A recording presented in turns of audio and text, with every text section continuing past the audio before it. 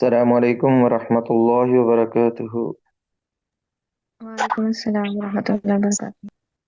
جی بسم اللہ الرحمن الرحیم، الحمد للہ رب العالمین والصلاة والسلام علی اشرف الانبیاء والمرسلین وعلی آلہ وصحبہ اجمعین، اما بعد۔ یہ نجاست کی بحث میں ہم مختلف اشیاء کے پاک یا ناپاک ہونے پر بحث کر رہے ہیں۔ ابھی جو ہمارے سامنے مسئلہ ہے وہ ہے مردہ انسان کے پاک یا نجس ہونے کا کیا حکم ہے۔ جب انسان فوت ہو جائے تو اس کی کیا کنڈیشن ہوتی ہے، اس کو ہم پاک کہیں یا نجس کہیں۔ اس بات پر سب کا اتفاق ہے کہ زندگی میں جو مسلمان ہے وہ پاک ہوتا ہے۔ زندگی میں جب زندہ ہو تو مسلمان پاک ہوتا ہے، السلام ورحمۃ اس میں کسی کا کوئی اختلاف نہیں ہے۔ البتہ فوت ہونے کے بعد، اس دنیا کے رخصت ہونے کے بعد تھوڑا سا اختلاف ہے، اس کی یہاں پر وضاحت کرتے ہیں۔ تو یہاں پر عموماً ہر انسان کے بارے میں بحث ہے، انسان مسلمان ہو یا کافر ہو، جیسا بھی انسان ہو، اس کے مردہ ہونے کے بعد کیا حکم ہے۔ مردہ آدمی کے پاک یا ناپاک، یعنی پاک یا نجس ہونے پر فقہاء کرام کے دو قول ہیں، دو رائے ہیں۔ پہلا قول یہ ہے کہ مردہ چاہے مسلمان ہو یا کافر وہ نجس نہیں ہے، وہ پاک ہے، نجس نہیں ہے۔ یہ اکثر ائمہ کرام کا قول ہے، جمہور فقہاء کرام کا یہی موقف ہے۔ اب اس موقف کے مطابق مسلمان تو خیر پاک ہی ہے، مسلمان کے نجس ہونے کی تو کوئی دلیل ہے ہی نہیں، بلکہ مسلمان کے پاک اور یعنی طیب ہونے کی ادلہ موجود ہے، پاک اور طاہر و طیب ہونے کی ادلہ موجود ہے۔ باقی جہاں تک مشرکین کے بارے میں قرآن نے کہا کہ انما المشرکین نجس، ان کے مشرک نجس ہیں، مشرک ناپاک ہیں، تو ان کے ہاں مشرکین و کفار کی نجاست معنوی ہے، یعنی وہ ایک غیر محسوس چیز ہے جس کا تعلق عقیدہ سے ہے، وہ محسوس نہیں ہے۔ یعنی یہ نہیں کہ ان کی وجود نجس ہے، ان کے ہاتھ ہمیشہ نجس ہوتے ہیں، یا ان کے وجود کا کوئی حصہ بغیر نجاست لگے نجس ہوتا ہے، ایسی بات نہیں ہے، بلکہ معنوی یعنی ایک عقیدے کی اور ان کے عمل کی نجاست ہے، باقی ان کے وجود نجس نہیں ہے۔ مطلب یہ ہے کہ ان کے عقیدے سے نفرت ہونی چاہیے، ان سے نفرت سے مراد ان کے عقیدے سے نفرت ہے، اور ان کے اعمال سے بغض ہے، ان کے شرک و کفر سے دور رہنا ضروری ہے، اور اگر ان میں یعنی اللہ اور اس کے رسول کی عداوت ہے تو ہمیں ان سے بھی عداوت ہے۔ اب یہ موقف جو ہے پہلا کہ میت چاہے مسلمان ہو یا کافر اور وجود کسی کا نجس نہیں ہوتا، اس پر دلائل ہم دیکھتے ہیں۔ ان کی پہلی دلیل ہے کہ حضرت ابو ہریرہ رضی اللہ تعالیٰ عنہ کی حدیث ہے، جس میں ہے کہ رسول اللہ صلی اللہ علیہ وسلم نے انہیں فرمایا ان المؤمن لا ینجس، کہ مومن کبھی بھی نجس نہیں ہوتا۔ اس حدیث کا پس منظر یہ ہے کہ حضرت ابو ہریرہ رضی اللہ تعالیٰ عنہ فرماتے ہیں کہ میں ایک دفعہ رسول اللہ صلی اللہ علیہ وسلم سے ملا، اور باہر کہیں بیٹھے تھے تو آپ بھی میرے پاس آ کے بیٹھ گئے، اور کہتے مجھ پر غسل واجب تھا، میں جنبی تھا۔ جب آپ بیٹھے تو مجھے مناسب نہ لگا، میں چپکے سے نکل گیا کہ غسل کر رہا ہوں، ایک پیارے پیغمبر صلی اللہ علیہ وسلم کے پاس بیٹھا ہوں جو طیب اور طاہر شخصیت ہیں، تو ان کے پاس اس حالت میں بیٹھنا مناسب نہیں۔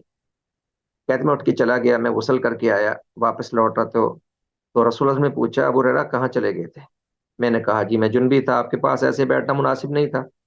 تب آپ نے فرمایا تھا، یہ الفاظ آپ نے کہے تھے، فرمایا سبحان اللہ ان المؤمن لا ینجس۔ آپ نے تعجب سے کہا ابو ہریرہ تم کس طرح کی بات کر رہے ہو، مومن کسی حالت میں بھی نجس نہیں ہوتا۔ اب جنابت کی حالت انسان کو سب سے زیادہ یعنی ایک ایسی حالت لگتی ہے کہ جس میں انسان عبادت سے دور ہوتا ہے، قرآن نہیں پکڑتا، مسجد میں نہیں جا سکتا، باقاعدہ قرآن کی تلاوت نہیں کرتا حالت جنابت میں، تو وہ حالت ہوتی ہے ذرا جو زیادہ پراگندہ حالت ہوتی ہے۔ اس حالت میں بھی آپ نے فرمایا کہ مومن نجس نہیں ہوتا، جب اس حال میں نجس نہیں ہے تو کسی حال میں بھی نجس نہیں ہے۔ اب آپ نے عموماً فرمایا ان المؤمن لا ینجس، مطلقاً فرمایا کہ زندگی ہو یا موت ہو مسلمان کسی حال میں بھی نجس نہیں ہوتا۔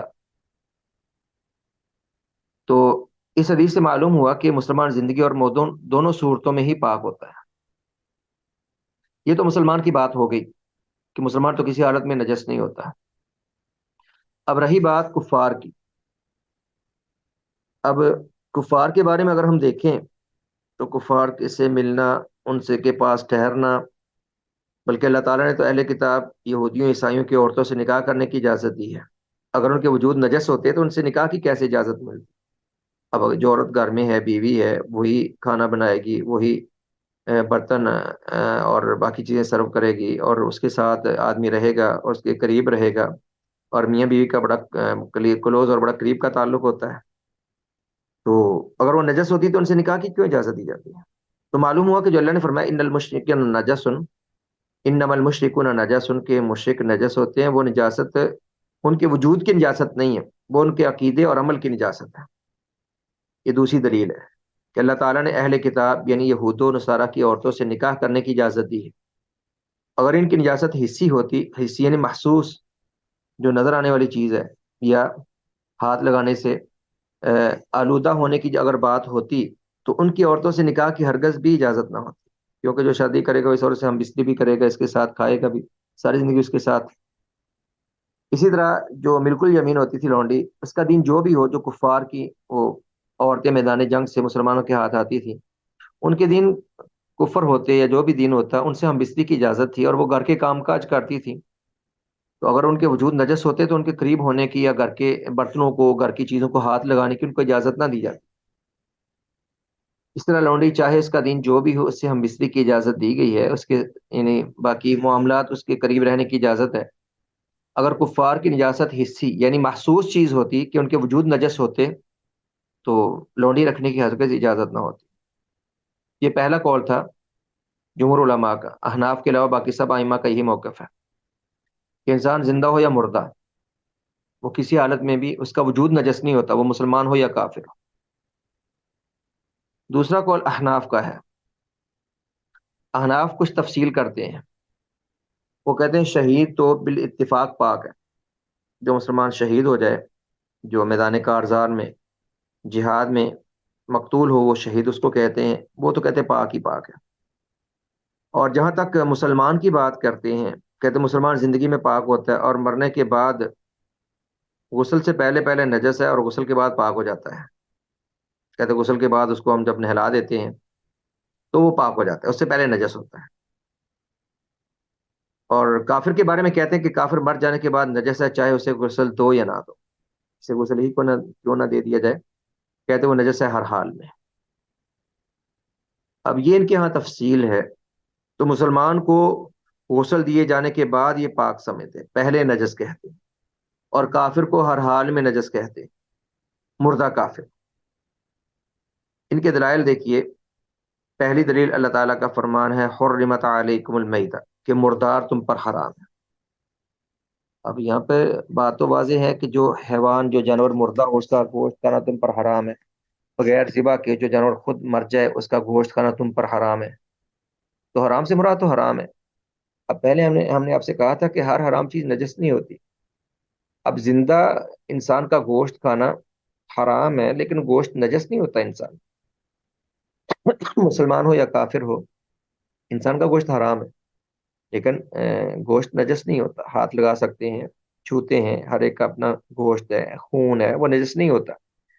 تو مردار حرام ہونے سے مراد اس کا کھانا جائز نہیں ہے، باقی ہر مردہ کے نجس ہونے کی دلیل چاہیے۔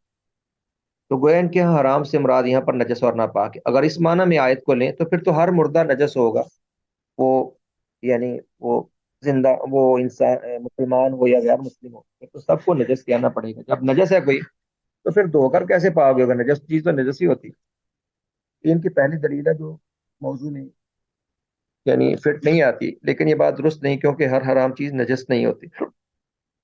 دوسری بات کہتے ہیں اللہ تعالیٰ نے مشرکین کے بارے میں کہا انما المشرکون نجس، بے شک مشرک لوگ ناپاک ہیں، لیکن یہ بات پہلے ہو چکی ہے، یہ پہلے جواب آ چکا ہے۔ اس سے مراد نجاست ان کے عقیدے کی نجاست ہے، ان کا عقیدہ شرک ہے، ان کا عقیدہ کفر ہے، عقیدے اور عمل کی نجاست ہے، باقی نہیں ہے کہ کسی چیز کو ہاتھ لگائیں تو ہاتھ نجس ہو جائے، اور اس کے ساتھ لگیں تو کپڑے نجس ہو جائیں وغیرہ۔ اس کا جواب یہ دیا گیا کہ اس نجاست سے مراد نجاست معنوی ہے، حصی نہیں۔ اگر حصی ہوتی ہے تو کتابی عورت سے نکاح کی ہرگز بھی اجازت نہ دی جاتی۔ کتابی سے مراد اہل کتاب کی عورت، یعنی یہودی اور عیسائی عورتوں کو اہل کتاب کی عورتیں کہتے ہیں۔ یہ آپ کے علم میں ہوگا اہل کتاب کی عورتوں سے نکاح کی اسلام نے اجازت دی ہے، ان کی عورتوں سے بس نکاح کر سکتے ہیں، یہ اسلام کی سربلندی کے لیے، تاکہ ان کے گھرانوں میں اسلام داخل ہو، اور اسلام کے غلبہ کی ایک صورت ہے یہ۔ باقی کافر مرد کو اپنی مسلمان عورت کا کبھی بھی رشتہ نہیں دیا جا سکتا، کافر مرد وہ اہل کتاب سے ہو یا غیر اہل کتاب سے، یہودی ہو، عیسائی، ہندو، جیسا بھی ہو، اس کو مسلمان عورت کا رشتہ نہیں دیا جا سکتا، نہ کہ مسلمان عورت اس سے نکاح کر سکتی۔ ہاں، اہل کتاب کی عورتوں سے نکاح وہ چند شرائط سے جائز ہے۔ ایک شرط وہی ہے کہ غلبہ اسلام مقصود ہو، اور دوسرا ہے کہ عورت وہ پاک دامن ہو، عفیفہ ہو، زانیہ نہ ہو، بدکارہ نہ ہو۔ یہ جو ہمارے مسلم بیرون ملک جا کر، یعنی یورپ میں نیشنلٹی کے لیے یا وہاں کی قومیت کے لیے اہل کتاب وغیرہ عورتوں سے نکاح کرتے ہیں اور نکاح کو جائز سمجھتے ہیں، یہ محل نظر ہے، کیونکہ اول تو عورتیں یعنی پاک دامن نہیں ہوتی، اور دوسری بات کہ وہ اسلام کی سربلندی مقصود نہیں ہوتی، بلکہ وہاں پر دنیا کا فائدہ مقصود ہوتا ہے، بلکہ ان کے ساتھ مل کے یہ انہی جیسے ہو جاتے ہیں۔ جی، تو اس کا جواب آپ کے سامنے ہے کہ اگر مشرکوں کی یعنی کافروں کی نجاست محسوس ہوتی تو پھر اہل کتاب کی عورتوں سے نکاح کی اجازت کیوں دی جاتی؟ مشرکین میں تو اہل کتاب ہی شامل ہے۔ یہ احناف کے موقع پر تیسری دلیل، وہ کہتے ہیں کہ مسلمان مرنے کے بعد ناپاک ہو جاتا ہے، اسی لیے اسے غسل دینے کا حکم دیا۔ یہ بڑی عجیب سی دلیل ہے۔ اب زندگی میں اگر جنبی کو غسل کرنے کا حکم ہے تو اس کی وجہ یہ نہیں ہوتی کہ جنبی کا وجود نجس ہو گیا۔ حضرت ابو ہریرہ وہ جنبی تھے، اور نبی اسلام نے ان کو کہا تھا کہ مسلمان نجس نہیں ہوتا کسی حال میں بھی، تو جب جنبی نجس نہیں ہوتا جس پر غسل واجب ہو احتلام یا جماع کی وجہ سے، تو مرنے کے بعد کون سی اس پر نجاست گر جاتی ہے کہ ہم اس کو نجس اور ناپاک قرار دیں؟ تو وہ غسل دینا میت کو وہ اس لیے تاکہ انسان اس دنیا سے رخصت اللہ کے سامنے پیش ہونا ہے تو اچھے حال میں، یعنی اس کو اچھے انداز میں رخصت کرنا، اور میت کی عزت و اکرام مقصود ہے بس، وہ اللہ کے حکم کے ساتھ ہے، باقی میت نجس نہیں ہوتی، یہ بات غلط ہے۔ اس کا جواب یہ دیا گیا ہے کہ مسلمان کو غسل دینا ہی اس بات کی دلیل ہے کہ وہ نجس نہیں، کیونکہ اگر وہ نجس ہوتا تو 100 بار بھی غسل دینے سے پاک نہ ہوتا، جیسا کہ مثلا کتا ایسے آپ جتنی بار بھی نہلا لے وہ نجس ہی رہے گا۔ جو چیز نجس ہے اس کو بار بار آپ پانی اوپر ڈالتے رہیں، اس سے کیا فرق پڑے گا؟ اس لیے راجے قول پہلا ہی ہے کہ مردہ وہ مسلمان ہو یا کافر، اس کا وجود نجس نہیں ہوتا۔ راجے پہلا جمہور کا قول ہی راجے سے مراد جو درست اور صحیح قول ہے، علامہ ابن عثیمین رحمہ اللہ نے بھی اسے ہی اختیار کیا ہے۔ یہ اصل میں جو نوٹس تیار کیے گئے ہیں، یہ زیادہ تر علامہ ابن عثیمین وہ سعودیہ کے بڑے مفتی گزرے ہیں رحمہ اللہ، ان کی فقہ پر بڑی عصر حاضر کی مناسبت سے بڑی پیاری کتابیں ہیں، تو ان کی کتابوں سے زیادہ استفادہ کیا گیا ان نوٹسز کو تیار کرنے، اس لیے ان کا ذکر آ جاتا ہے۔ یہ سعودیہ میں سابقہ مفتی رہے ہیں اور انتقال کر گئے ہیں، بڑے عظیم عالم تھے، بڑے محقق تھے اور بڑے پائے کے اللہ نے ان کو علم عطا کیا تھا، اس لیے ان کا نام آ جاتا ہے، کیونکہ ان کی کتب سے زیادہ استفادہ کیا گیا ہے ان نوٹسز کو مرتب کرنے۔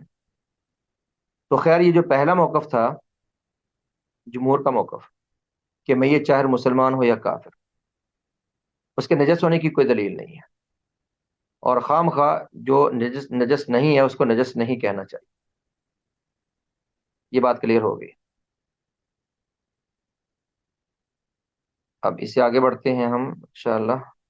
احناف سے کیا مراد ہے؟ جی جی، احناف سے احناف سے مراد کیا مراد ہے؟ ایک احناف اپنے سے مراد راجی میں سن لیجیے میری بات، میں سمجھ گیا آپ کا سوال، ہے نا، تو دوسرے احناف میری بات سن لیجیے۔ احناف سے مراد حنفی ہیں، امام ابو حنیفہ کے مذہب پر جو ان کو حناف کہتے ہیں۔ حنفی کی جمع احناف ہے، جو امام ابو حنیفہ کے مذہب پر ہیں ان کو احناف کہتے ہیں۔ حنفی تو آپ جانتی ہیں نا، حنفی جو ابو حنیفہ کے مذہب پر ہوں، تو جی حنفی کی جمع ہے احناف، حنفیوں کو احناف کہتے ہیں۔ ٹھیک ہے، کلیئر ہو گیا؟ جی، جزاک اللہ۔ جی آگے بڑھیے۔ جی جی، کلیئر ہے۔ جی سر، اور جمہور میں کون، اس میں کون کون جمہور آئے گا؟ احناف کے علاوہ جو تین ائمہ ہیں، نہیں ابو حنیفہ کا بس یہ قول ہے، ابو حنیفہ اور ان کے مذہب میں یہ بات ہے، جمہور میں باقی تین ائمہ آتے ہیں۔ میں نے شروع میں ذکر کیا تھا کہ جس طرف چار آئمہ میں سے زیادہ ہوں ان کو جمہور کہہ دیتے ہیں. جمہور جدھر زیادہ آئمہ ان کو جمہور کہہ دیتے ہیں، یعنی امام مالک، امام شافعی اور امام احمد کا موقف پہلا ہے، اور صرف ابو حنیفہ کا اور احناف کا، ان کے مذہب کے لوگوں کا موقف دوسرا ہے. یہ ٹھیک ہے؟ ٹھیک، آگے بڑھیے. جی جی. اگر آخر میں اگر کوئی اور الجھن ہو تو سوال کر لیں.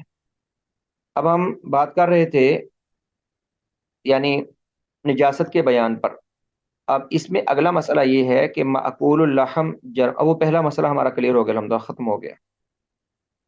دوسرا مسئلہ یہ ہے کہ معقول اللحم جانوروں کے گوبر اور پیشاب کا کیا حکم. معقول اللحم، آکالا سے معقول اسم مفعول کا صیغہ ہے. معقول کہتے ہیں جس کو کھایا جائے، جس کا گوشت کھایا جائے اس کو معقول کہتے ہیں. اب جن جانوروں کا گوشت کھانا جائز ہے ان کو کہتے ہیں معقول اللحم. لحم کہتے ہیں گوشت کو، اور معقول جس کو کھایا جائے.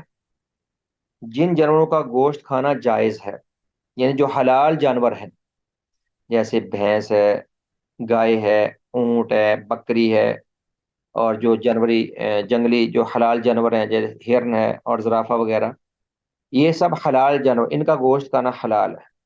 ان کے گوبر اور پیشاب کیا وہ نجس ہے یا نجس نہیں ہے، یہ بات ہے یہاں پر زیر بحث. تو پہلے انہوں نے تعریف کی کہ معقول اللحم سے مراد وہ جانور ہیں یا وہ حیوانات ہیں جن کا گوشت کھایا جاتا ہو، جیسا کہ اونٹ، گائے، بکری، ہرن، زرافہ وغیرہ. یہ ہم نے مسئلہ دوسرا شروع کیا تھا، معقول اللحم جانوروں کے فضلات کا کیا حکم ہے، یعنی جن جانوروں کا گوشت کھانا جائز ہو ان کو معقول اللحم کہتے ہیں. اس بات پر سب فقہا کا اتفاق ہے کہ جو حرام جانور ہیں غیر معقول اللحم کہتے ہیں جن کا گوشت کھانا جائز نہ ہو. یہ حرام یعنی غیر معقول اللحم جانوروں کا پیشاب اور گوبر نجس ہے، ان کے فضلات نجس ہے، اس میں سب کا اتفاق ہے. اختلاف اس بات میں ہے کہ حلال جانوروں کا پیشاب اور گوبر نجس ہے یا نہیں. اس میں فقہاء کرام کے دو اقوال ہیں. حلال جانوروں کے فضلات کے بارے میں فقہاء کے دو اقوال ہیں کہ ان کے گوبر یا پیشاب یا ان کے فضلات کا کیا حکم، یعنی اگر کپڑے پر لگ جائے تو کپڑے کو دھونا واجب ہے کہ نہیں، اور کیا ان کی شرعی حیثیت ہے. یہ ہے مسئلہ مختلف ہی. پہلا قول یہ کہ معقول اللحم جانور یعنی جن جانوروں کا گوشت کھانا جائز ہے، جو حلال جانور. معقول اللحم کی جگہ پر آپ سمجھیے حلال جانور جن کا گوشت کھانا حلال ہے، ان کا پیشاب اور گوبر دونوں ہی نجس نہیں ہیں. یہ پاک ہیں کہنے کی بجائے عبارت ہونی چاہیے نجس نہیں. ویسے فقہا یہ لفظ بول دیتے ہیں، لیکن پاک کہنا یہ ایک اور چیز ہے، لیکن نجس نہ ہونا دوسری چیز ہے. بعض چیزیں نجس نہیں ہوتی لیکن پھر بھی ان کو ہم پاک نہیں کہتے پوری طرح، یعنی پھر بھی ان سے کراہت محسوس ضرور ہوتی ہے. تو آپ یوں کہیے کہ ان کا پیشاب اور گوبر ان کے فضلات نجس نہیں ہے. یہ قول مالکی اور حنابلہ کا ہے. مالکیہ سے مراد وہ فقہا جو امام مالک کے مذہب پر ہیں، اور حنابلہ سے مراد وہ فقہا جو امام احمد کے مذہب پر ہیں. یہ میں نے آپ کو تعارف کروایا سارا، شاید آپ لوگوں کو بھول جاتا ہے. چار ائمہ چاروں کے مذاہب ہیں. امام ابو حنیفہ کے مذہب کو حنفی مذہب کہتے ہیں، اور ان کے ماننے والوں کو احناف کہتے ہیں. حنفی جمع احناف ہے. اور امام مالک کے ماننے والوں کو مالکیہ کہتے ہیں. امام احمد کے ماننے والوں کو حنابلہ کہتے ہیں. امام شافعی کے ماننے والوں کو شافعیہ کہتے ہیں. تو مالکیہ اور حنابلہ یعنی امام مالک اور امام احمد کے فقہائے مذہب کا یہ موقف ہے کہ جن جانوروں کا گوشت کھانا جائز ہے ان کا پیشاب اور گوبر نجس نہیں ہوتے، یعنی اگر کپڑے پر لگ جائے تو کپڑے کا دھونا لازم نہیں ہے. ان کی دلیل کیا ہے؟ یہ معروف حدیث ہے، صحیح بخاری مسلم میں حدیث موجود ہے، حدیث اورانیین کے نام سے. اورانیین، اورینا قبیلہ کے لوگوں کو اورانیین کہتے ہیں. اس حدیث کو حدیث اورانیین اس لیے کہتے ہیں کہ وہ اورینا قبیلے کے لوگ تھے جو مدینہ میں آئے. حدیث کے الفاظ ایک ہی، پھر میں اس کو پوری حدیث آپ کو بتلاتا ہوں. قرآنیین حدیث کیا ہے؟ ان انس رضی اللہ تعالی عنہ قال، کہتے ہیں انس، قادم اناس من عقل او عرینۃ فاجتابوا المدینہ، کہ عقل اور عرینا قبیلے کے کچھ افراد آئے مدینہ میں آئے اسلام قبول کرنے کے لیے، کچھ دن نبی الاسلام کے پاس ٹھہرے، لیکن ان کو مدینہ کی آب و ہوا موافق نہ آئی، ان کے پیٹ خراب ہو گئے، دوسرے علاقے میں جانے سے بس اوقات انسان بیمار ہو جاتا ہے، پانی بدلنے سے انسان کا معدہ خراب ہو جاتا ہے، مسائل پیدا ہو جاتے ہیں، تو ان کے ساتھ ایسا ہوا، پیٹ خراب ہو گئے ان کے۔ تو نبی الاسلام نے ان کو کہا کہ بھائی تم اس طرح کرو کہ باہر ہماری چراگاہ ہے، وہاں پر چرواہا ہے، وہاں پر بیت المال کی اونٹنیاں وغیرہ موجود ہیں، تو ان اونٹنیوں کے علاج کی غرض سے دودھ پیو اور علاج کی غرض سے ان کا پیشاب پیو تو صحت مند ہو جاؤ۔ آپ نے ان اونٹیوں کے پیشاب پینے کا حکم دیا ازراہ یعنی صحت، بیماری کے خاتمہ کے لیے، پیٹ کے مرض کے خاتمہ کے لیے۔ تو حدیث پوری ایسی ہے کہ وہ گئے اور صحت مند ہو گئے، اچھے خاصے ہو گئے وہاں کھا پی کے، تو بعد میں ان کی نیت میں فطور آ گیا، شاید پیشاب الٹا اثر کر گیا ان پہ، تو نیت میں فطور آ گیا تو مرتد ہوئے۔ انہوں نے چرواہے کا بڑی بے دردی سے قتل کیا جو نبی اسلام نے وہاں چرواہا رکھا تھا اونٹوں اور بیت المال کے جانوروں کی حفاظت کے لیے، اور اونٹوں کو لے کر بھاگے۔ آپ نے ان کے پیچھے لوگوں کو دوڑایا تو ان کو پکڑ لیا گیا، ان کو پکڑا گیا اور ان کو لایا گیا، تو آپ نے ان کو پھر ویسے ہی قتل کیا جیسے انہوں نے چرواہے کو شہید کیا تھا۔ تو خیر یہ حدیث ہے، اس حدیث میں ہمارے لیے دلیل یہ ہے، دیکھیے دوبارہ ترجمہ۔ حضرت انس رضی اللہ عنہ سے روایت ہے کہ اقل یا ارینا قبیلے کے کچھ لوگ مدینہ آئے اور رسول اللہ صلی اللہ علیہ وسلم کی بیعت کی اور مسلمان ہو گئے، لیکن مدینہ کی آب و ہوا موافق نہ آنے پر وہ بیمار پڑ گئے، تو رسول اللہ صلی اللہ علیہ وسلم نے انہیں جہاں دودھ والی اونٹیاں تھیں وہاں جانے کا حکم دیا، وہ چراگاہ میں بھیجا جہاں دودھ دینے والی اونٹیاں تھیں آپ، اور فرمایا کہ وہاں پہنچ کر ان کے پیشاب اور دودھ پیئے، پیشاب یعنی علاج کی غرض سے۔ اس حدیث میں ہے کہ جب انہوں نے اونٹیوں کا دودھ اور پیشاب پیا تو وہ تندرست ہو گئے۔ اب حدیث صحیح ہے، صحیح بخاری مسلم کی ہے، دیکھیے اس کی اوپر تخریج لکھی ہے، رواہ البخاری و مسلم، صحیح بخاری کی حدیث ہے، یہ نیچے تخریج لکھی ہوتی ہے ہر حدیث کے نیچے، رواہ البخاری مراد اس کو امام بخاری نے روایت کیا ہے، اور رقم الحدیث آگے حدیث کا نمبر لکھ رہا ہے 3018 اور اسی طرح 233، اور صحیح مسلم میں بھی حدیث ہے، آگے حدیث کا نمبر لکھا ہے 1671 1671، عربی کے اعداد ہیں یہ۔ اب اس حدیث سے استدلال کیا ہے کہ اگر ان کا پیشاب نجس ہوتا تو آپ کیوں پینے کا حکم، کیونکہ نجس چیز کو کسی صورت میں بھی نہیں پیا جاتا، نجس چیز کو کسی صورت میں بھی نہیں پیا جاتا، تو اگر نجس ہوتا تو آپ پینے کی اجازت نہ دیتے، خواہ مرض کی وجہ سے ہی تھا۔ تو استدلال کی صورت یہ ہے، یعنی ہم اس حدیث سے دلیل ایسے لیتے ہیں کہ اس حدیث میں رسول اللہ صلی اللہ علیہ وسلم نے انہیں اونٹوں کا پیشاب پینے کا حکم دیا۔ اگر معقول اللحم جانوروں کا یعنی جن جانوروں کا گوشت کھانا جائز ہے، اگر ان کا پیشاب نجس ہوتا تو آپ صلی اللہ علیہ وسلم نے انہیں ہرگز بھی اسے پینے کا حکم نہ دیتے، کیونکہ اللہ تعالیٰ کے حرام چیز میں شفا نہیں رکھی۔ اللہ تعالیٰ نے، بعض الفاظ کی غلطی ہے یہاں پر عبارت، کیونکہ اللہ تعالیٰ نے حرام چیز میں شفا نہیں رکھی، جیسا کہ عبداللہ بن مسعود رضی اللہ تعالیٰ عنہ سے روایت ہے کہ لم یجعل اللہ شفاءکم فیما حرم علیکم، اللہ تعالیٰ نے تمہاری شفا ان چیزوں میں نہیں رکھی جنہیں تمہارے اوپر اللہ نے حرام کیا ہے۔ تو حرام چیزوں میں شفا نہیں ہوتی، اگر نجس ہوتے تو اللہ کے نبی علیہ السلام کیوں پینے کی اجازت دیتے ہیں؟ یہ پہلی دلیل تھی۔ اگلی دلیل اس موقف پر جو کہتے ہیں کہ جن جانوروں کا گوشت وغیرہ جائز ہے ان کے فضلات نجس نہیں ہوتے، ان کی دوسری دلیل انس رضی اللہ تعالیٰ عنہ سے ہی روایت ہے، قال كان النبي صلی اللہ علیہ وسلم يصلي قبل ان يبنى المسجد في مرابض الغنم، کہ نبی اکرم صلی اللہ علیہ وسلم مسجد کی تعمیر سے پہلے بکریوں کے باڑے میں نماز پڑھ لیتے تھے، مرابض الغنم جہاں پر بکریاں باندھی جاتی ہیں۔ مسجد نبی بعد میں تعمیر ہوئی تو اس سے پہلے اگر کوئی جگہ نہیں تھی تو وہاں جمع ہو کر آپ نماز پڑھ لیتے کچھ صحابہ کو ساتھ لے کر۔ کہ رسول اللہ صلی اللہ علیہ وسلم، یہ بھی روایت صحیح بخاری اور صحیح مسلم کی ہے کہ رسول اللہ صلی اللہ علیہ وسلم مسجد نبوی بننے سے پہلے، اس کی تعمیر سے پہلے بکریوں کے باڑے میں یعنی جہاں پر بکریاں باندھی جاتی ہیں وہاں پر نماز پڑھ لیا کرتے تھے۔ اب یہاں پر استدلال کیسے ہے؟ اس سے دلیل یوں بنتی ہے کہ جہاں بکریاں باندھی جاتی ہیں وہاں ان کا گوبر اور پیشاب بھی ضرور ہوتا ہے، ظاہر ہے کہ وہ مینگنیاں کرتی ہیں، ان کے مینگنیاں ہوتی ہیں، ان کے پیشاب ہوتے ہیں، اور اگر نہ بھی ہو تو اس کے آثار ضرور ہوتے ہیں، تو وہاں جہاں پر بکریاں ہوں گی وہاں یہ چیزیں تو ہوں گی، جتنا بھی صاف کرو وہ زمین تو ویسی ہوگی، لہذا اگر معقول اللحم جانوروں کا گوبر اور پیشاب نجس ہوتا، ناپاک ہوتا، تو آپ صلی اللہ علیہ وسلم کبھی بکریوں کے باڑے میں نماز نہ پڑھتے، کیونکہ نجس زمین پر نماز نہیں پڑھتے۔ تو معلوم ہوا کہ بکری حلال جانور ہے، تو اس کی مینگنی اور پیشاب وغیرہ وہ نجس نہیں، اس لیے آپ وہاں پر نماز پڑھ لیا کرتے تھے۔ یہ دوسری دلیل بھی بالکل واضح ہے۔ اسی طرح کی تیسری دلیل ہے، وہ بھی صحیح مسلم کی روایت ہے، حضرت جابر بن عبداللہ رضی اللہ تعالیٰ عنہما سے روایت ہے، بیان کرتے ہیں کہ ایک آدمی نے رسول اللہ صلی اللہ علیہ وسلم سے سوال کیا، وصلی فی مرابض الغنم، کیا میں بکریوں کے باڑے میں نماز پڑھ سکتا ہوں؟ قال، فرمایا ہاں پڑھ سکتے ہو۔ آدمی نے پوچھا کیا میں بکریوں کے باڑے میں نماز پڑھ سکتا ہوں؟ فرمایا ہاں پڑھ سکتے ہو۔ جب بکریوں کے باڑے میں نماز پڑھنے کی اجازت ہے، مراد وہاں پر ان کے فضلات ہوتے ہیں، ان کی مینگنی، ان کا پیشاب ہوتا ہے، خاص کر کی اجازت ہے، مراد وہ جگہ نجس نہیں۔ تو یہ پہلے موقف کے دلائل ہیں جو کہتے ہیں کہ جو جانور حلال ہیں ان کے فضلات نجس نہیں ہوتے۔ دوسرا قول، وہ معقول الرحم اور غیر معقول الرحم تمام جانوروں کا گوبر اور پیشاب نجس ہے ان کے یہاں۔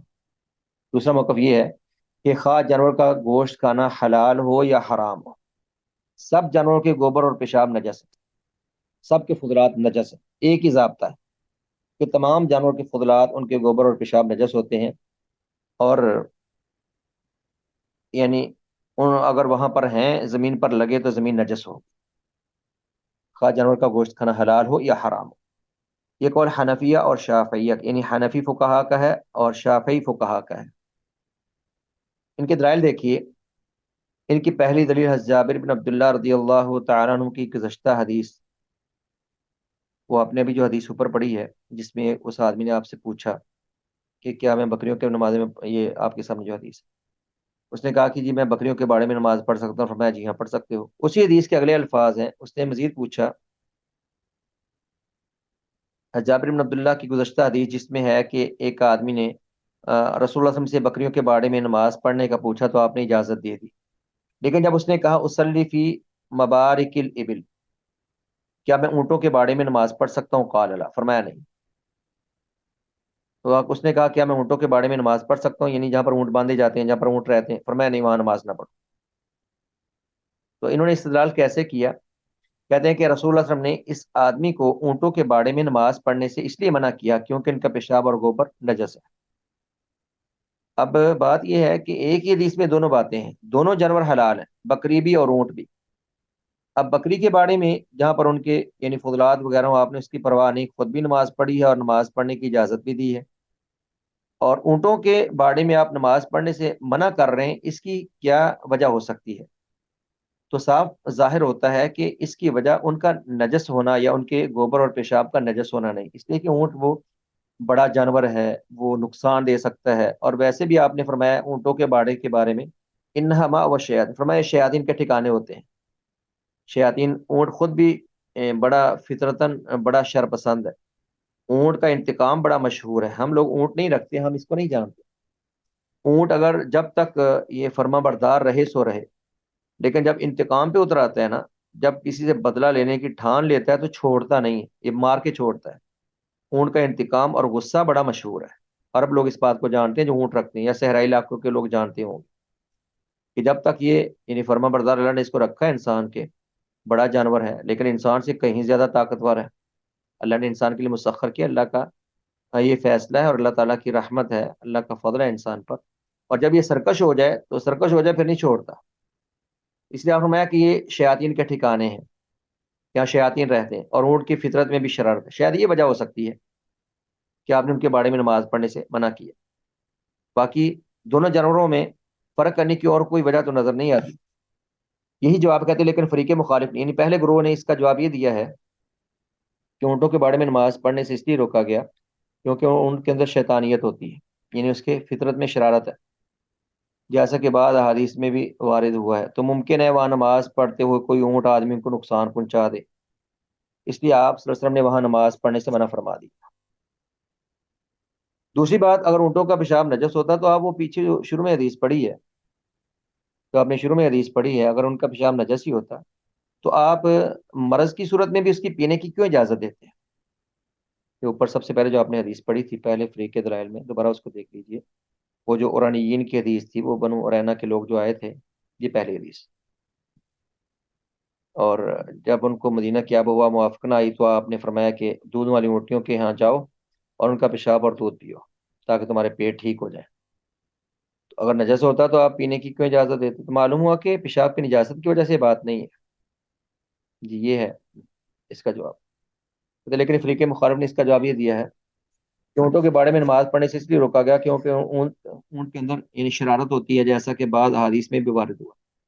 ایک تو اونٹ کے اپنے اندر شرارت ہے، دوسرا نبی صلی اللہ علیہ وسلم نے فرمایا انہا ما والشیاطین، یہ شیاطین کے ٹھکانے ہیں، کہ شیاطین ان کے ساتھ رہتے ہیں، یہ آپ نے فرمایا ہے۔ اور جس جگہ پر شیطان ہو وہاں پر آپ نے نماز پڑھنا پسند نہیں کیا۔ اس کی دلیل ایک وہ حدیث ہے، جیسے آپ ایک دفعہ یعنی خیبر کے غزوہ سے واپس لوٹ رہے تھے تو رات کے آخری پہر آپ آرام کے لیے رک گئے، تو وہاں سب کو نیند آ گئی۔ آپ نے اس بلال رضی اللہ تعالیٰ عنہ کو مقرر بھی کیا تھا کہ بھئی بلال آپ بیدار رہیے گا، جب فجر طلوع ہو جائے، نماز فجر کا ٹائم ہو جائے تو آپ نے ہمیں جگانا ہے، اذان دینی ہے، آپ نے ہمیں جگانا ہے، ہم سب پھر نماز پڑھیں گے۔ بس بلال نے کچھ نوافل پڑھے، پھر بیٹھ کے بیٹھے بیٹھے انہیں بھی نیند آ گئی۔ جب دن چڑھا پھر سب کی آنکھ کھلی تھی۔ یہ واحد نماز ہے جو نبی اسلام کے وقت سے مؤخر ہوئی تھی سفر میں، باقی غزوہ میں کچھ نمازوں میں یعنی تاخیر ہوئی تھی غزوہ کی وجہ سے، یہ نیند کی وجہ سے ایک نماز آپ کی رہ گئی تھی، سب صحابہ کی رہ گئی تھی سفر میں۔ سب بیدار ہوئے، صحابہ گھبرا گئے کہ یہ کیا ہوا، فجر کی نماز ضائع ہو گئی۔ تو فجر کی نماز ضائع کرنا ان لوگوں کے لیے تو بہت بڑی یعنی مصیبت تھی ایک، اور صحابہ نے بڑے دکھ اور بڑی مصیبت کا اظہار کیا۔ ہمیں دیکھنا چاہیے ہماری فجر کی نمازیں کیسی ہیں۔ آپ لوگ پڑھ رہے ہیں ماشاء اللہ کے فضل سے، تو جو پڑھنے والے لوگ ہوں، جو علوم شریعہ کے طلباء ہوں، آپ تو ماشاء اللہ علوم شریعہ سیکھ رہے ہیں، اور امید ہے کہ سارے بر وقت نماز کی پابندی کرتے ہوں گے اور فجر کی نماز ٹائم پہ پڑھتے ہوں گے۔ سردیوں میں تو راتیں ویسے بہت لمبی ہوتی ہیں، تو ہر سردیوں ہو یا گرمیوں ہو، مسلمان کو اپنی عبادت ہر صورت عزیز ہوتی ہے۔ تو عبادت کی فکر تھی صحابہ کو، تو ان کو بڑی فکر ہوئی اور اٹھے تو پریشان ہوئے۔ آپ نے فرمایا بھائی پریشان نہ ہو، ہم نے تو اٹھنے کی کوشش بھی کی تھی، بلال کو مقرر بھی کیا، لیکن اس کو بھی نیند آ گئی۔ تب آپ نے فرمایا کہ بھائی یہاں سے نکلو، تھوڑا آگے چل کے نماز پڑھیں گے، یہاں پہ شیطان آ گیا جس نے سب کو غافل کر دیا۔ تو وہاں پر آپ نے نماز پڑھنا پسند نہیں کی، فرمایا یہاں پہ شیطان آ گیا۔ تو وہ اونٹوں، میں نے یہ حدیث اس لیے پیش کی ہے کہ آپ نے اونٹوں کے باڑوں کے بارے میں کہا کہ نہما و شیاطین، یہ شیطانوں کے ٹھکانے ہیں، تو ہو سکتا ہے کہ اس وجہ سے وہاں پر آپ نے نماز پڑھنے سے منع کیا ہو، یا اونٹ کے خود بھی شر پسند ہوتے ہیں، وہ نقصان دے سکتے ہیں، اس وجہ سے آپ نے نماز پڑھنے سے منع کیا۔ دوسرا، اگر اونٹوں کا پیشاب نجس ہوتا تو رسول اللہ صلی اللہ علیہ وسلم اورینا قبیلے کے لوگوں کو بطور علاج اسے پینے کا حکم ہرگز بھی نہ دیتے۔ تو خیر یہ پہلی دلیل تھی اس موقف کی جو کہتے ہیں کہ اونٹوں کا پیشاب نجس ہوتا ہے، کہ آپ نے ان کے باڑے میں نماز پڑھنے سے منع کیا۔ تو جواب آ گیا، کوئی اس وجہ سے منع نہیں کیا کہ ان کے پیشاب نجس ہوتے ہیں، وہ دوسری وجہ ہے۔ اس موقف کی دوسری دلیل یہ ہے جی، یہ حدیث کہتے پیشاب سے نہ بچنا اور پرہیز نہ کرنا عذاب قبر کے اسباب میں سے۔ عذاب قبر کا ایک سبب یہ ہوگا جو انسان پیشاب سے پرہیز نہیں کرتا، نجاست سے نہیں بچتا، تو انسان کا یہ عمل عذاب قبر کی وجہ بنے گا، جیسا کہ ایک حدیث میں آتا ہے عن ابن عباس رضی اللہ تعالی عنہما قال مر النبی صلی اللہ علیہ وسلم بقبرین فقال انہما لا يعذبان وما يعذبان في كبير اما احدهما فكان لا يستتر من البول واما الاخر فكان يمشي بالنميم۔ حضرت عبداللہ بن عباس رضی اللہ تعالیٰ عنہ سے روایت ہے کہ ایک مرتبہ رسول اللہ صلی اللہ علیہ وسلم دو قبروں کے پاس سے گزرے، آپ نے فرمایا ان دونوں قبروں والوں کو عذاب دیا جا رہا ہے۔ اب آپ کو کیسے علم ہوا؟ اس پر ہمارا عقیدہ ہے پختہ کہ نبی الاسلام علم غیب نہیں جانتا اور اللہ کے سوا کوئی نہیں جانتا۔ قرآن کریم میں بار بار اس بات کا اعلان موجود ہے، قل لا يعلم من في السماوات والارض الغیب الا اللہ، علم غیب اللہ کا خاصہ اور اللہ کی صفت ہے۔ تو آپ کو کیسے پتہ چلا؟ بعض حدیث میں ہے جو عذاب قبر سے متعلق ہے، آپ نے فرمایا کہ تم جو اگر عذاب قبر سن لو جو میں سنتا ہوں، اور میں کہ اللہ تعالیٰ مجھے سناتا ہے، جب میتوں کا عذاب ہوتا ہے تو مجھے اللہ سناتا ہے، تو اللہ تعالیٰ آپ پر ایسی چیزیں کھول دیتا تھا، اللہ تعالیٰ آپ کو ایسی چیزیں سنا دیتا تھا، وہ اللہ سناتا تھا آپ کو، یا وہی سے آپ کو علم ہو جاتا تھا۔ باقی علم غیب تو اللہ کے سوا کسی کو حاصل ہے۔ تو آپ اللہ کے حکم سے، اللہ کے اجازت سے آپ سن لیتے تھے، اللہ آپ کو سنا دیتا تھا، تو اللہ کے سنانے سے کسی کو یہ وصف نہیں ملتا کہ وہ علم غیب جاننے لگ گئے، اللہ آپ کو سناتا ہے، اللہ آپ کو وحی کر دیتا۔ تو خیر آپ کو اللہ نے علم دیا کہ یہ جن دو قبروں والوں کے آپ پاس سے آپ گزر رہے ہیں ان کو عذاب ہو رہا ہے، اور فرمایا کسی بڑے گناہ پر نہیں، یعنی ان دونوں کے نزدیک وہ کوئی بڑے گناہ نہیں تھے، حالانکہ وہ بڑے گناہ تھے۔ یعنی ویسے حدیث کا مفہوم یہ ہے، فرمایا کہ ان کو عذاب ہو رہا ہے اور کسی بڑی بات پر عذاب نہیں ہو رہا۔ مراد ہے کہ اتنی بڑی بات نہیں تھی کہ بچ نہ سکتے، گناہ بڑا ہے، گناہ بڑا ہے لیکن بچنا کوئی بڑی بات نہیں تھی، یہ مقصد ہے اس حدیث کہ بچنا کوئی بڑی بات نہیں تھی، بچنا آسان تھا، لیکن انہوں نے یہ نہیں بچے، انہوں نے پرہیز نہیں کیا، ابھی عذاب میں گرفتار ہے۔ فرمایا ان میں سے ایک پیشاب کے چھینٹوں سے احتیاط نہیں کرتا تھا اور دوسرا چغل خوری کیا کرتا تھا۔ چغل خوری وہ لگائی بجائی کی عادت ہوتی ہے نا، ادھر کی سن کے ادھر، ادھر کی سن کے ادھر پہنچا دی۔ غیبت اور چگلی میں کیا فرق ہے؟ غیبت ہوتی ہے کہ کسی کو بدنام کرنے کے لیے اس کی عدم موجودگی میں اس کے برائی بیان کرنا یا اس کے بارے میں کوئی ایسی بات کہنا جو اس کو پسند نہ ہو، کسی کی برائی دوسرے کے سامنے ذکر کرنا اس کو بدنام کرنے کے لیے، ایسے اس کو بدنام کرتے پھرنا بغیر کسی شرعی فائدے کے۔ اور چگل خوری یہ ہوتی ہے کہ ادھر کی بات ادھر، ادھر کی ادھر پہنچانا، لوگوں میں لڑائی ڈالنے کے لیے۔ تو یہ دونوں ہی بڑے برے وصف ہیں، کسی کو بدنام کرنا خام خواہ اس کی پوشیدہ باتوں کو افشا کر کے اور پھیلا کر، یا لوگوں میں لڑائی ڈالنے کے لیے ادھر کی ادھر، ادھر کی ادھر شیطانوں والی حرکتیں کرنا، یہ دونوں ہی حرام ہیں۔ فرمایا یہ دو ان کے اندر برائیاں تھی، اس وجہ سے ان کو عذاب قبر ہو رہا ہے۔ ان میں سے پہلا کیا ہے؟ جو پیشاب سے نہیں بچتا تھا۔ اب دیکھیے اس حدیث میں، یہ بھی صحیح بخاری مسلم کی روایت ہے، لیکن یہ اس مسئلہ میں دلیل نہیں بنتی، کیونکہ اس حدیث کے الفاظ ہیں کہ وہ اپنے پیشاب سے نہیں بچتا تھا، مراد اپنے نجاست کے بارے میں وہ پوری طرح پرہیز نہیں کرتا تھا۔ اب انہوں نے اس کو ہر پیشاب پہ لگا دیا، حلال جانوروں کے پیشاب پر بھی۔ وجہ استدلال، انہوں نے دلیل کیسے بنایا؟ کہتے پیشاب سے پرہیز نہ کرنے والے کو عذاب ہونا اس بات کی دلیل ہے کہ ہر قسم کا پیشاب اور گوبر نجس ہے۔ گویا کہ انہوں نے ان روایات سے استدلال کیا ہے جن میں عموماً پیشاب سے بچنے کا حکم دیا گیا۔ تو یہ تو عام حدیث ہے اور حدیث کے الفاظ میں آگے پوری بات پڑھ لیں سمجھ آ جائے گی، لیکن اس کا جواب یہ دیا گیا ہے کہ اس حدیث میں معقول اللحم جانوروں کے گوبر و پیشاب کے نجس ہونے کی کوئی دلیل نہیں ہے، حلال جانوروں کے فضلات کے نجس ہونے کی یہاں پر کوئی دلیل نہیں، کیونکہ اسی حدیث کے بعد الفاظ میں ہے کان لا یستتر من بولہ، کہ وہ اپنے پیشاب سے پرہیز نہیں کرتا تھا، مراد پیشاب کی چونٹوں سے نہیں بچتا تھا اور طہارت کا پورا اہتمام نہیں کرتا تھا اور پوری طرح اپنے کپڑے پاک نہیں رکھتا تھا، یہ مراد ہے۔ باقی بات یہ ہے کہ یہ حدیث تو عام ہے، یعنی اس میں بطور خاص اونٹوں کا یا بکریوں کا یا جانوروں کا ذکر نہیں ہے، اور جو پہلے فریق نے ادلہ پیش کیے ہیں وہ بالکل پرفیکٹ اور خاص ہیں جانوروں کے، یعنی حلال جانوروں کے پیشاب اور فضلات کے نجس نہ ہونے پر۔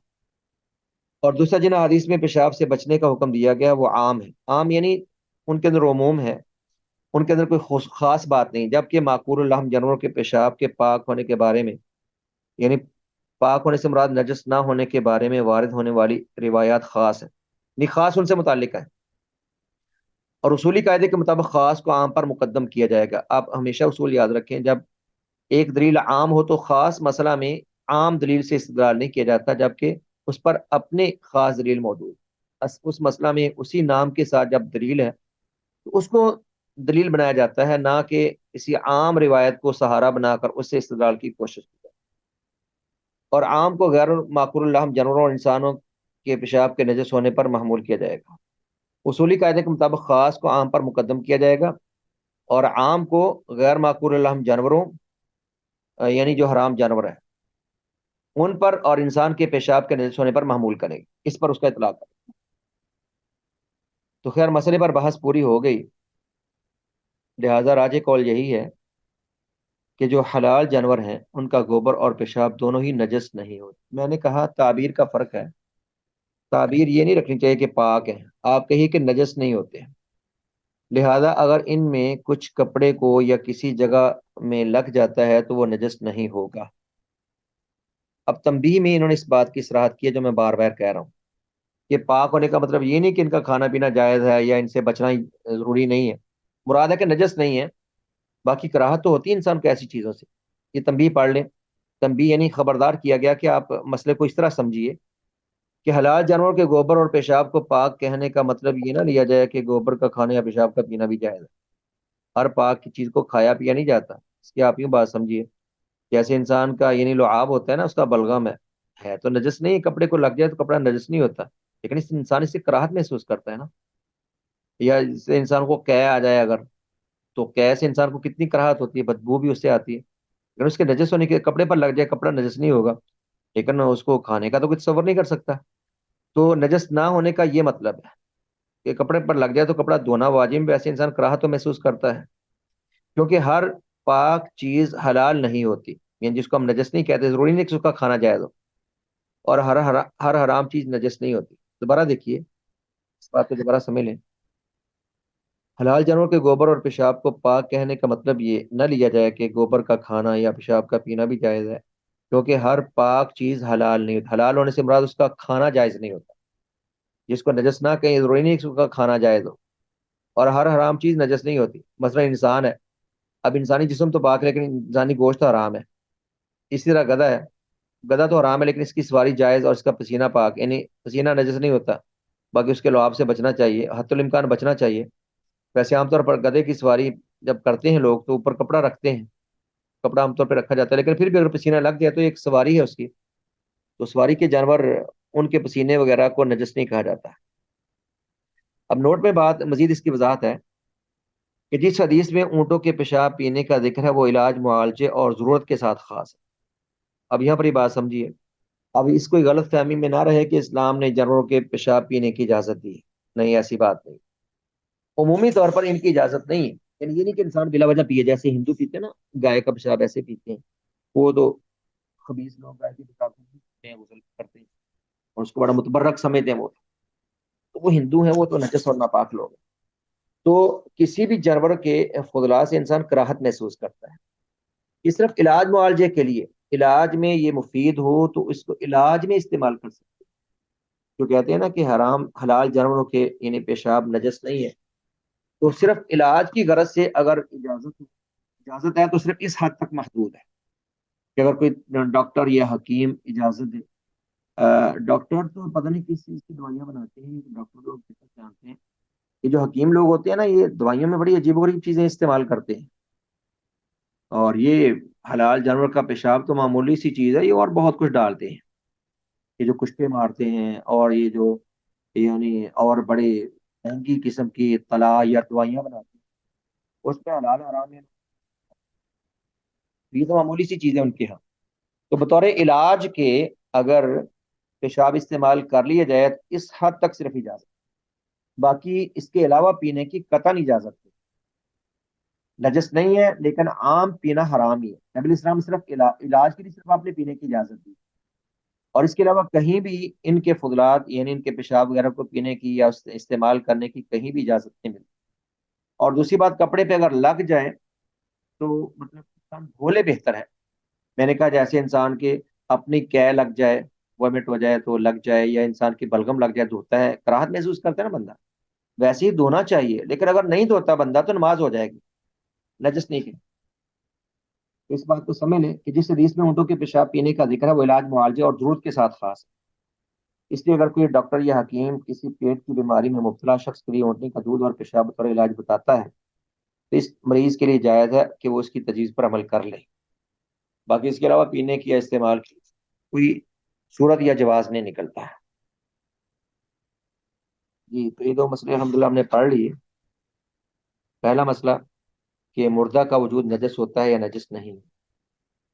ہم نے پڑھا کہ انسان کسی حال میں بھی نجس نہیں ہوتا الا کہ نجاست اس کے جسم پہ لگی ہو، وہ مردہ ہو یا زندہ ہو. اور مشرکین یا کفار کی نجاست وہ مانوی ہے، عقیدے کے اور عمل کی نجاست مراد ہے، وجود کسی کا نجس نہیں ہوتا. اور دوسرا ہم نے پڑھا کہ حلال جانوروں کے فضلات کا کیا حکم ہے. اس میں ہے کہ وہ نجس نہیں ہوتے، کپڑے وغیرہ پر لگ جائے نماز جائز ہے لیکن دھونا بہتر ہے. اور علاج معالجے کی غرض سے اگر اونٹنی وغیرہ کا کوئی پیشاب وغیرہ پی لیا جائے تو صرف اس حد تک اس کا جواز ہے. تو یہ تھا خلاصہ ان دونوں مسئلوں کا. واللہ السلام علیکم ورحمۃ اللہ وبرکاتہ.